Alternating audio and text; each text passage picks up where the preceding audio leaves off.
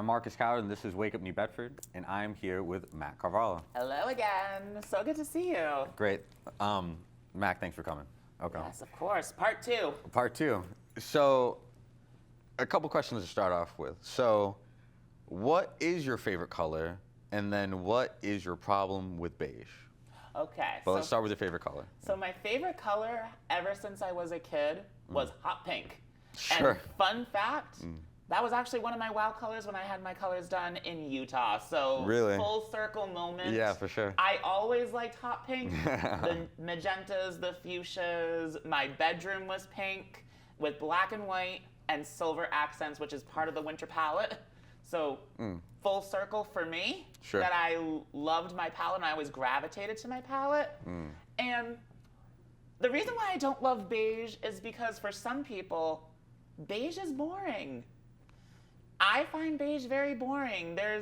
Was a trend going around on social media of, I call the sad beige moms, where they would actually spray paint their kids colorful toys, all shades of beige and tan. No, I'm not kidding. Yeah, that's wild. To match their aesthetic. And that's what I was talking about in part 1 with the aesthetic being everything. And Sure. when you see a lot of kids' toys in the market, they're very colorful and very vibrant. And kids actually need to see color to function because there's nothing in this world that color doesn't touch. And if they all see beige, that's so it can also interesting. distort their cognitive function, Yeah. which is really wild to me. I never thought about that. Yeah, I mean, I've never thought about that phrase you just said. That's so powerful. There's nothing in this world that color doesn't touch. That's so true. There's nothing in this world color doesn't touch. Yeah, that's crazy. And that's how color analysis started because artists would use nature in their paintings as inspiration. And they would put colors together that harmonize with each other. So if you think of the spring palette, it's full of light, bright, warm tints. So there's a lot of white that's added to the spring palette. But when you think of springtime in general, it starts to get lighter out, it's getting warmer out, and it's very bright outside. Sure.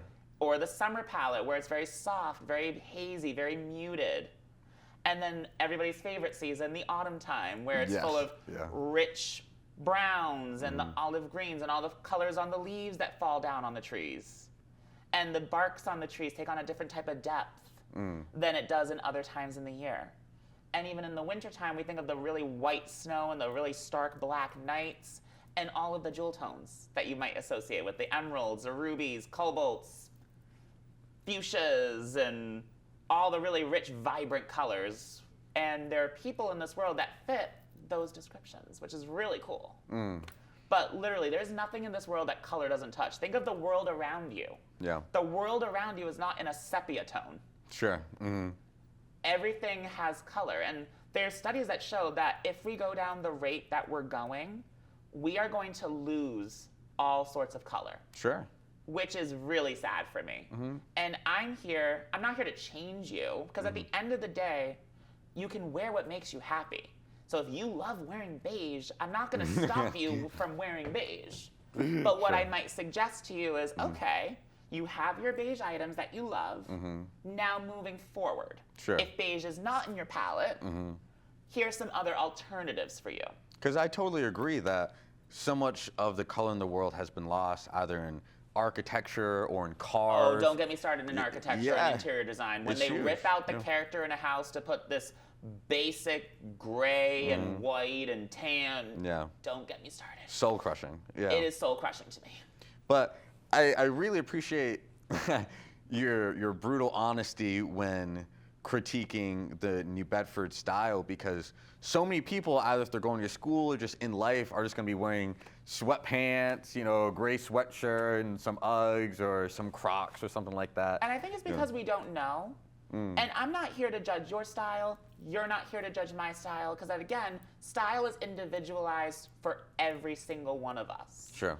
But what I also feel as though we're following the norm a lot.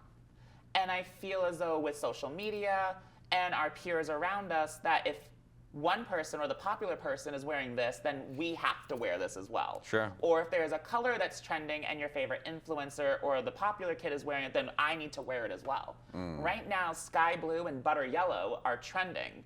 But if I put those on me, I look insane. My skin goes yellow. I get extra shadowing around my face. It does absolutely nothing for me. And I would just look washed out and ugly versus wearing my actual color palette. I'd like to ask you about the seasons of clothes and what trends. Is there one or two really big companies that set the seasonal trend, or is it really based off of celebrities or someone famous who wears it? Okay. Celebrities have a lot to do with it, but a lot of fashion houses or even companies like Pantone, they predict the color trends way into, I want to say, the next 2 years. Really? Yeah, it's wild. What's Pantone? I've never heard of that. Pantone is a company where they utilize a lot of colors, like a lot of artists use that company, a lot of interior designers, and they come out with the color of the year. And right now, the color of the year is Mocha Mousse. And last year, what's that? That's a brown? Is a version of brown. Sure. It works really well if you're familiar with color analysis or if you've seen it on my page. Mocha Mousse is really great for my True Spring palettes or my warm palettes. Okay. Those are the people who really shine in Mocha Mousse because it's a lighter beige. Okay. It's kind of in that mocha. Oh, it's lighter. Okay. Kind of like a beige kind of color. And last year was Peach Fuzz. Okay. And peach is in the spring palette. So my springs, if you're a spring client of mine, or if you end up being in the spring palette, congratulations. Mocha Mousse and Peach Fuzz are gonna look absolutely sensational on you. But if you end up like my palette, which is the winter palette, which is a very cool undertone and a high level of intensity, those colors are just gonna do nothing for you and just wash you out. So is there any kind of pattern or trend that Pantone or even the color of the year will follow from year to year? Yes. Okay. So you'll see this in interior design, you'll see this in home decor, you'll see this in fashion. So if you go to stores, I'm not saying that every single designer or in-house brand follows it exactly to a T because there's other micro trends that happen in the world. Yeah. But you will see influences of it, whether it's in a coffee cup. You might see it in a t-shirt. You might see it even in packaging. Okay. And what we're influenced online is that, oh, this is the hottest thing right now. I need it in my wardrobe. And for some people, it's great. And you can wear those colors way beyond the trend. And that's what color analysis is. It's helping you realize what is going to make you look your best. So if a color is trending, this is a good time to buy. Because then I'm not just going to have it for the spring or the summer 2025 trend right now. I'm going to have this way beyond the trend. So that way you're saving time and money on your items. And you're not just buying into fast fashion, or if you're buying something expensive, you're not just buying it for a season and then throwing it away.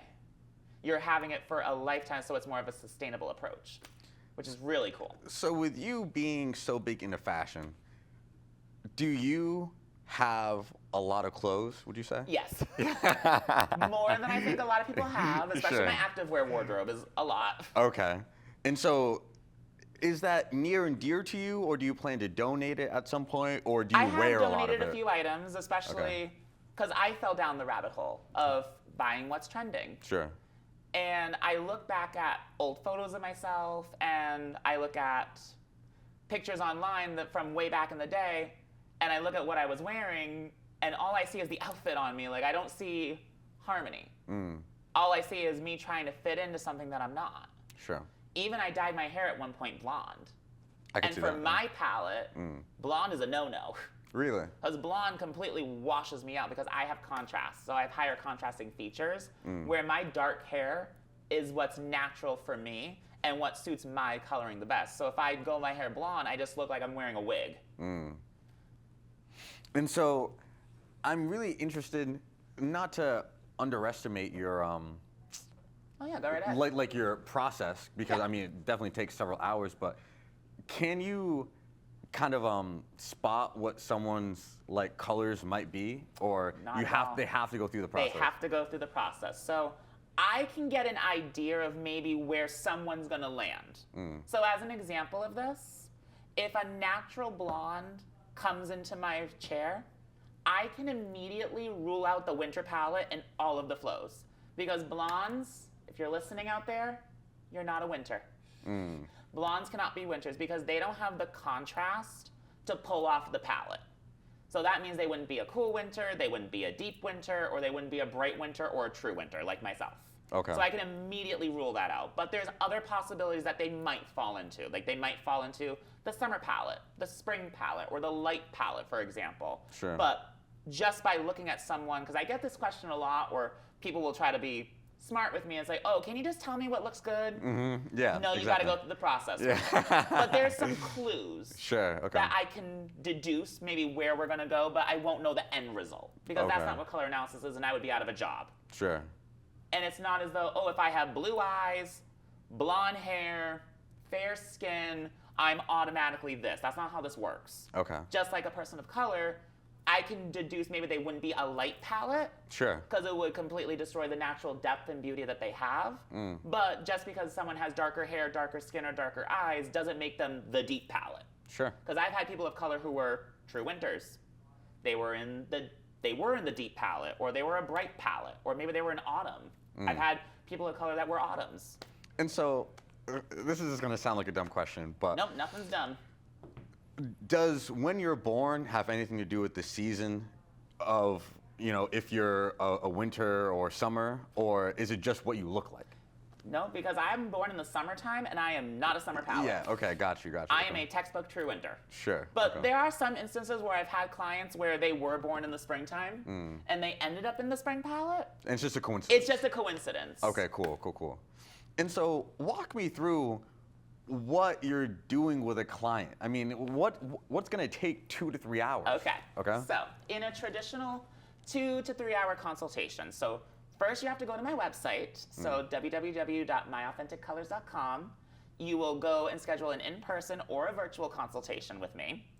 Now, for lack of time, let's just do an in-person consultation because virtual is a little bit different. Sure. But for an in-person consultation, you'll go to my website, you'll find a day and time that works best for you. You're going to answer a client questionnaire. Okay. So it gets me a little bit more information about who you are and what it is that you're looking for in the consultation. What's a couple things like answers that they could give? So I always will ask my clients if they want to be featured on social media, if they want me to film them or take any photos of during their session just for promotional content. Sure. I'll ask them kind of, are there colors that they approach that make them feel the most confident? Okay. Or are there colors that they avoid? Interesting. Because it gives me kind of an idea, maybe what their palette will be.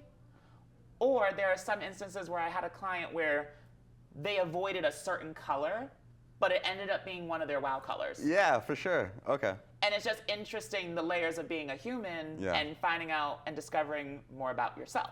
Okay. But so continue. You purchase the consultation. Yeah. You'll have your set time, date. I send a reminder text to your phone. And in the questionnaire, you'll also say, like, you'll arrive with no makeup on. You'll make arrangements for your kids. You won't bring your dog into my space. Like, just questions like that. Sure. But once you're in the chair, I put a nice little white cape around you, and I have you pull your hair back. You'll get a nice little white scarf wrapped around your head. So all we're isolating is your lovely face. Interesting. I have you take your jewelry off. I've had men in my chair as well, and my first male client asked, like, should I have shaved my beard or something? Like, no, you don't have to do that. That's a great question, though. Yeah. Because I can look at other factors. Okay. But I give you a little overview about what it is we're doing. We go through a little history on color analysis, where it started and where it is today. Okay. Color dimensions, so that's talking about the undertone value and intensity, not just in colors, but as the individual yourself. We all have different color dimensions. Okay. We go through the undertone phase, so determining whether you're warm or cool, or maybe the undertone isn't as obvious, but something else in color dimensions, whether it's value or intensity, is going to be more important to you. And everybody's a little bit different. But you'll either be slightly warm or slightly cool. No one's 100% in the middle. Sure. Because other than that, you'd be every season in the world, and that's just not possible. Sure. Then, once we determine whether you're warm or cool, we then look at either the warm seasons or the cool seasons. So if you're warm, you'll either be a spring or autumn. If you're on the cool side, you'll either be a winter or a summer.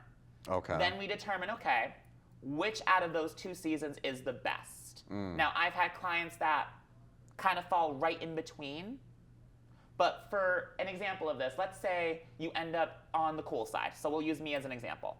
And then I determine whether summer or winter colors, and I use different fabrics as comparisons. Okay. And let's just say the winter palette is better on you than the summer palette. Then we say, congratulations, your home season is a winter. But as I've talked about, I want to say in part 1, that a lot of people didn't fit neatly into the 4 seasonal box. And so Some people do, like myself, but not everybody does. And you have flows. And then we have flow palettes. So every palette flows into each other. So we have the true home season, and then we have 3 variations after that. Okay, sure. So if we were to mix, let's say, the summer and the winter palette together and they had a baby, because sometimes the person's undertone is very obvious, but the home season was not as obvious. They could kind of work with both. Okay. And it's kind of as if they met in the middle. Sure. It's not as bright as the winter palette, but not as muted as the summer palette. If they meet it right in the middle, then they would be what we call the cool palette. So they would be a cool winter. Because again, their home season was winter, but the cool flow palette worked better because they had an influence of summer. Okay. Or I've had people where they had an influence of autumn. And so the depth of coloring, so they would be a deep winter. Okay. Because the depth was very important for them, and that was the better of the flows, because in my approach, you have to have some qualities of both the home seasons. Sure. So I can't just put the deep palette or the cool palette or the bright palette, which we'll talk about next, and say, oh, I prefer this over the winter palette. You would have to have some qualities. If you were a cool flow, you had to have some qualities of the winter palette and the summer palette in order to be that flow. Sure. So going back to the deep palette, I've had people where the winter palette was stunning, but they just shined a little bit more in the deep because they had some qualities of an autumn. Same thing like the bright palette. So the bright palette is a flow between true winter and true spring. Okay. So if they were to mix together and had a little baby, we would get the bright palette, which is a neutral palette, because we're mixing a warm and a cool palette together, just like the deep palette is a neutral palette. Sure. Yeah. Okay, this is making sense. Cool, deep, bright. Okay. Cool, deep, and bright. But that's that's an example of the winter palette. But we can do this for spring, autumn, summer, you name it. No, I'm following you. Okay. Then once we determine, okay, let's say you're a flow palette. Then I take my little flow indicators and I compare 3 colors from whatever your home season was, and I compare it against the flows of that fabric drapes. And then I'll determine if the flow works better for you or if the home season is good. And I've had some people that were really tricky, and usually the home season will triumph the flow if it's a really close call. But what I typically notice in the consultation is if the undertone was obvious, but the season was not, then they're probably going to be either the warm flow or the cool flow. But if their undertone wasn't so obvious and they can kind of work with both, then either the value or intensity was much more stronger for them, and I had to deduce which of those 4 would be the better for them. Sure. Once we determine, here's your season, then what we do is I show you the colors in the palette, just like a little sampling of it. I give you a swatch wallet. I give you a little palette strip. And then depending on if you're a flow palette, you'll get a little add-on card. Okay. So this would be an example of a deep winter. Okay. So you'd get the deep palette swatch book, but then you'll get a winter add-on card. So if you were to explore a little bit outside your palette, or if you want to go a little bit, have fun with it, because not everybody's going to fit neatly into a box, or not everybody just wants to wear those specific colors, then you can venture out a little bit. Interesting. I still recommend you use the main part of the palette first. Sure. But at the end of the day, you're still your home season. So if you wore something that is still in your season, but not the best of the best for you, you're still fine. Okay? You're still fine, everybody. Then I tell you what colors to avoid. So let's say, for example, they were a deep palette.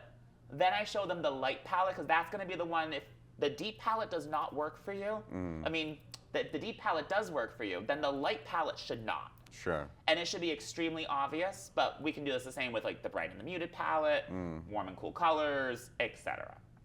Then I tell you how to use your wallet and how to put it into practical application, whether you're shopping in person or online. Okay. I then tell you about your neutrals, your accents, how to work with prints, jewelry and metallics, and I teach you about different color combinations. So whether we talk about a monochromatic outfit, an achromatic outfit, analogous color combinations, split complementary color combos, a triad, a tetrad, and I teach you how you use it for your palette, depending on what you are. And then I'll show you also, if I throw one thing off, it's gonna throw the whole rest of your look off. Interesting. So an example of a tetrad would be 2 complementary colors at the same time. So let's say I had, for me as a winter, I would have my neon yellow and a royal purple. That's a complementary color combination. And then I would do a ruby red and an emerald green. Sure. And that would be an example of a tetrad.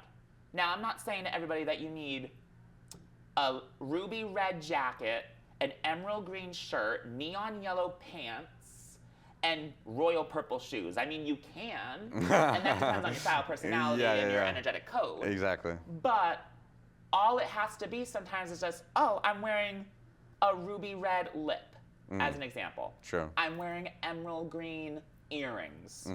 I have a neon yellow nail polish. And I have, let's say, royal purple shoes. You're still playing around with color, but it doesn't have to feel so blocky. And I teach people about that because it doesn't have to be block, block, block, block a color.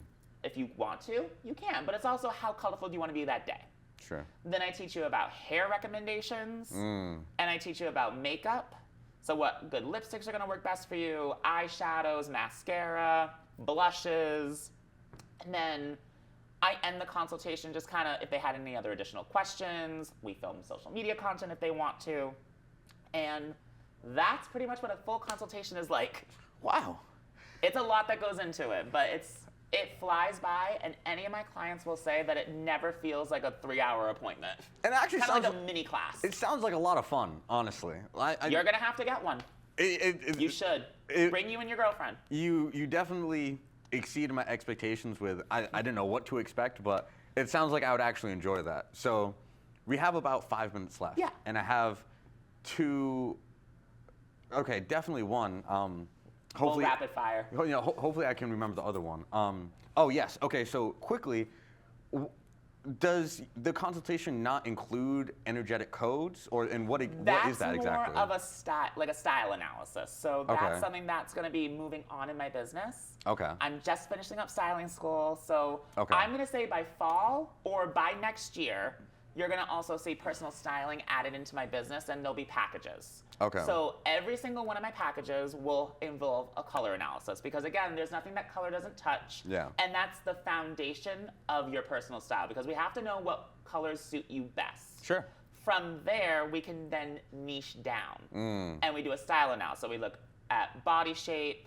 We look at your style ID. I give you a bunch of questionnaires, and we get to know you on a deeper level. Yeah. And that's just another layer to who you are as an individual and how you want to show up in the world. Sure. Especially for my young entrepreneurs in the world or someone who's getting into the corporate field or getting their first job in a new environment. Getting a color analysis is a game changer for your personal style and for your personal brand. Sure. And then eventually it will go into wardrobe editing, personal shopping with me, and I will offer the service not only in person in the greater New Bedford area, but also online as well. So you can work with me from wherever you are in the world. Sure. Okay, great. And I'm really excited that there's more levels to this and that you're just getting started and you're gonna keep evolving. And so when it comes to the art of being a color palette analysis, okay, is that consultation objective and subjective? And then let me explain a little bit further. Yeah. So would two experienced analysis come to the same, should they come to the same result with the same person? And then if they don't come to the same result, is it because of lack of experience in one and more experience with other? It depends. Okay. If an analyst is trained in a different system, it could be that you may be a different result. Okay. But again, you have to look at the analyst that you love, who has a lot of experience, where they're trained, what their certifications are, because I could tell you what I'm seeing in the mirror, but another analyst might have a different point of view, but it also could be the training that they have. So it could be a little bit, so it can be subjective. It can be. But then it also has to do with their experience and their training. I look at somebody objectively. I look at just this, and that's why I cover your hair. Because sometimes hair can play a role in maybe where your intensity levels are. But I just look at the undertone value and intensity mostly of the skin. And I really cover your hair and I keep you in the white cape for most of the consultation, even if you have your natural hair color.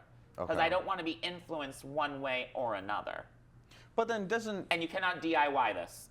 Doesn't the hair play a big role? Like how you said that if you being a brunette versus you being a blonde would affect how you are as a winter, right? Somewhat. Somewhat to a degree. So someone with brown hair, brown eyes, and we'll say fair skin can literally be any palette. They can be any palette under the sun. So that's really hard to determine. I will get it deduced, like I said, for my blondes, I could probably rule out the winter palette. My natural redheads, as another example of this, I'll know they're on the warmer side. Now, they could be a warm palette, they could be a true autumn, they could be a true spring, or they could be even a lighter palette. They have like a lighter red hair. So this is taking into account So their it hair. takes it into account, but again, that's not the end-all result. Okay. But I know with their natural biology, like for a redhead, they naturally produce warmth. And the reds in a lot of people's natural hair color, if they're a redhead, are naturally found in the warmer seasons. And those cooler reds, they don't grow out of someone's head. It's a fashion color. So that's why natural redheads are always gonna have a warm undertone. But where they are in their season is completely different. Because I've had redheads that were true springs, that were autumns, the warm palette as an example. So yes, it might play a little bit of a role, but the main thing that I look at still is the undertone value and intensity of the skin. And the undertone of the skin specifically. Because our skin overtone can say one thing or another. Because I've had people that were fair and they thought they were going to be cool, but they were extremely warm, and vice versa. It's really fascinating. Once you see the process, and you have to trust the process, you can't just DIY this. You can't go on TikTok and use a filter, because 99% of the time they are wrong. And I can count on one hand how many people have come to see me and they get it right. And honestly, it was 0. Interesting. 0. And sometimes I've had clients where they're surprised by the result, or they might be shocked at first, but I say, you have to take it where you're at. I'm not telling you you have to be this bright or this muted like all the time. If you're used to dressing a certain way, take it in doses. Most people take about 5 years to get fully acclimatized to their palette. And there's even certain color preferences that we have. Especially if somebody gets the bright palette, and they've been dressing in the muted palette for so long, it's a big shock. Especially if their style personality is very classic, and the bright palette has a lot of bright colors in it. So it could be a little bit of a shock to the eye, but take it in doses. What I tell most of my female clients, and even my men sometimes too, try it as a nail polish to get your eye acclimatized to a color that is the most scary for you. Interesting. That way your eye gets acclimatized to seeing that color on your nails. And then after a while, okay, maybe you try an accessory. Or maybe you get a whole dress in it, or a suit, whatever the case may be. And so, Mac, that really wraps up part 2. That's it. That's part 2. So I learned a lot, and you definitely created in my mind some more depth when it comes to fashion and color. So I appreciate it. I mean, I learned so much just about color analysis. It was a whole new thing, but you've definitely gotten me interested and excited to learn more about what season I am. And so I appreciate you coming on, Mac. Yes, he needs to be on. He needs to be in my chair, my hot pink chair. We'll definitely try and set that up. And so thank you everyone for watching. This has been Wake Up New Bedford with Mac Carvalho. Definitely check him out on social media under My Authentic Color. And catch us on our next episode. Bye. Peace. I'm running,